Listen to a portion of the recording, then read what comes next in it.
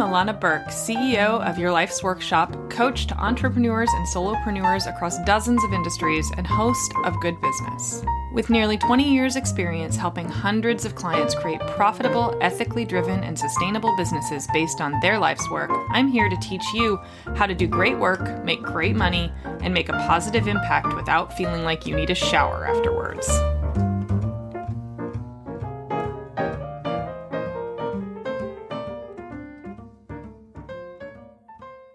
Welcome back to the Good Business Podcast. I'm your host, Illana Burk, and today we are wrapping up our three-part series on how to do an amazing consult. In our first episode, we talked about how to do a really solid opener. If you didn't listen to that, that's the most important one. So go back and listen to that one too, where we talk about how to set the tone for empathy, how to put people at ease, how to make sure that they are clear in their purpose and feel calm enough to actually hear what you have to say. In the second episode, we talked about why it's really important to ask appropriate questions and give away your best stuff in the meaty part of the conversation, in the middle part. Today, we're going to talk about how to bring it all home. This is a pretty straightforward closing. Most people look at the end of a consult like a sales close. How do you ask for the sale? I recommend doing the opposite of this. Simply don't. There's an art to this. The thing is, most people are really freaking tired of being sold to. Selling is not all that hard. It's actually relatively easy and straightforward to manipulate people if you don't actually care about how you make them feel. So closing is something that all it takes is skill if you don't care about other people. If you do care about other people, like I do, like most of you do, I would assume, or you wouldn't have be this long, then paying really close attention to what people actually want and need and offering an opportunity for agency as a closing methodology is a powerful pattern interrupter. As I mentioned on the first episode, I tell people right up front that I am not going to sell them at the end. They are not going to be pitched to. They're not going to have an arm twisted. They're not going to be backed into a corner. We're going to go through all the details of what their options are, and then I'm going to tell them to go away and think about it. So here's the part where you keep that promise. Chances are, if you've done part 1 and part 2 really effectively, they're going to be really ready to sign up. And they're going to say that they're ready to sign up. The kicker here, and this is really important, is to tell them no. And I know that sounds really counterintuitive. There is actual sales psychology to this. Yucky selling, they call this the takeaway, where you say, I know you want something, but you can't have it.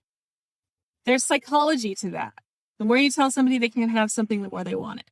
That, however, is not why we're doing this. That is just a byproduct of doing this. We're doing this because if you've done part 1 and part 2 really well, then the person sitting across from you is a little bit high. That's not about ego. It's just an objective truth.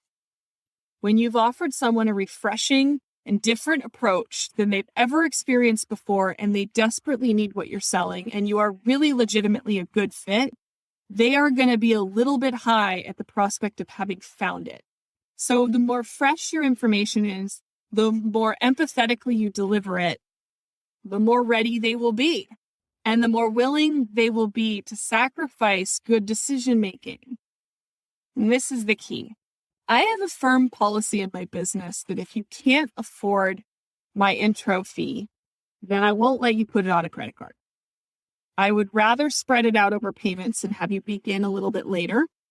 I would rather find a way to offer a scholarship to make it more affordable. I will not, however, let somebody pay 28% to begin working with me, which would put them behind the 8 ball before we ever even start.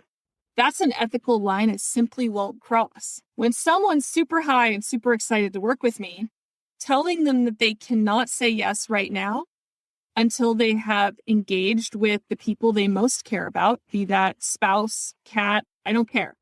They need buy-in. They need the buy-in of the people around them. They need to feel good about how they express it.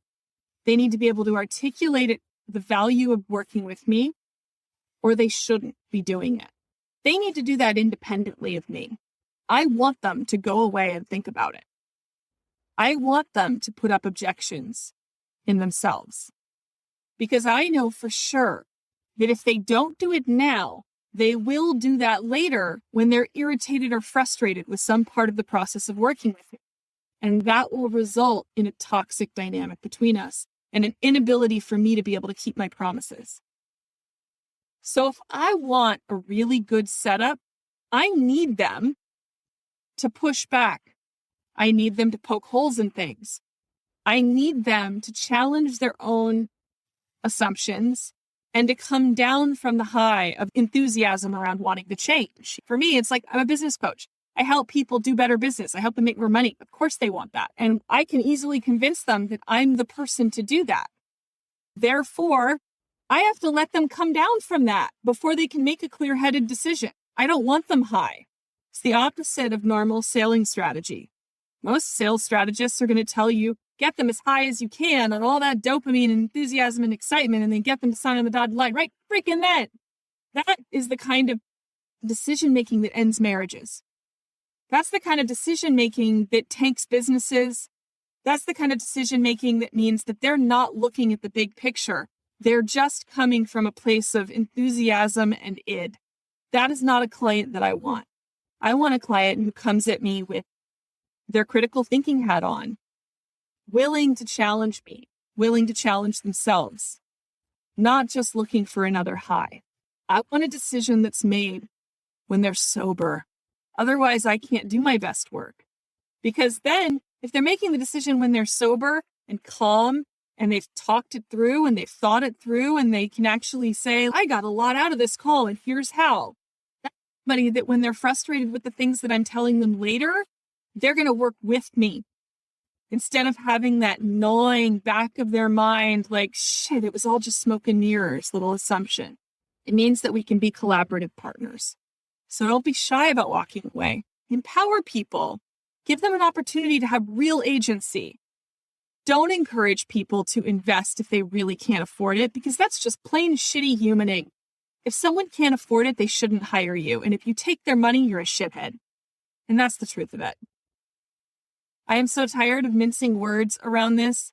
I have seen so many amazing people nearly destroy their relationships, their marriages, because they couldn't say no in the moment. They saw something that was shiny and amazing, and some guru type or fancy leader or $10,000 mastermind convinced them that they absolutely had to have this and there's no other way. If your spouse truly loves you, they'll let you invest and they should understand, and you're your own person, blah, blah, blah, blah, blah, blah, blah, with absolutely no accounting for the damage that rots on people's lives. You have to be willing to look at your power. And if you don't know what I mean by that, go back and listen to the power episodes. You've got to be objective about how much power you have when you have solutions people are desperate for. And you have to wield it responsibly. That means you to put their needs and their livelihood and their family ahead of one more paycheck for you. Because the stakes are a lot higher for them than they are for you, no matter how much you need that client. Don't forget that. There's a real human being on the other end of that phone. All right, everybody. I hope that was helpful. I hope it was informative. I hope you go off and do amazing consults and learn how to say no to the wrong people. You got this, everybody. Have a great day. Bye. Thanks so much for hanging out with me today. For more information, visit yourlifesworkshop.com.